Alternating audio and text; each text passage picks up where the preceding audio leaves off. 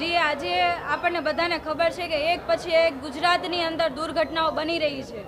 છેલ્લે રાજકોટની અંદર જે દુર્ઘટના બની છે ને એમાં નિર્દોષ લોકોએ પોતાના જીવ ગુમાવ્યા છે।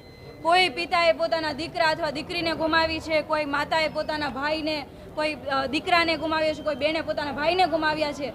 આવી ગોઝારી ઘટના વારંવાર ગુજરાતમાં બની રહી છે, છતાં પણ આ શાસકોને શરમ નથી આવતી, આ તંત્ર જાગતું નથી। જ્યારે આવી કોઈ દુર્ઘટના બને ત્યારે સફાળું તંત્ર અને શાસકો જાગે છે। આ દુર્ઘટના પહેલાં પણ તક્ષશિલા અગ્નિકાંડ થયું હતું, હાલ પણ અત્યારે પણ એ વાલીઓ ન્યાય માગી રહ્યા છે, હજી સુધી એમને ન્યાય નથી મળ્યો। મોરબી ઝૂલતા બ્રિજની દુર્ઘટના હોય કે ભરૂચનો અગ્નિકાંડ હોય હોસ્પિટલનો, કે પછી કાંકરિયા રાઈડની દુર્ઘટના હોય, બોટાદનું લઠ્ઠાકાંડ હોય, આ તમામ પ્રકારની દુર્ઘટનાઓ અગાઉ બની છે।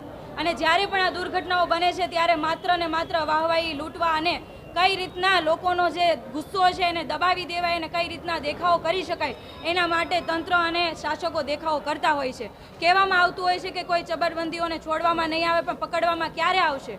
હર એક વખતે સમિતિની રચના કરવામાં આવે છે, તપાસ સમિતિનું રિઝલ્ટ શું આવ્યું તો કે શૂન્ય। કોઈ બાબતે કોઈ નક્કોર જે નિચોડ આવવો જોઈએ, જે રિઝલ્ટ મળવું જોઈએ, ન્યાય મળવો જોઈએ, અત્યાર સુધી પીડિતોને ન્યાય નથી મળતો।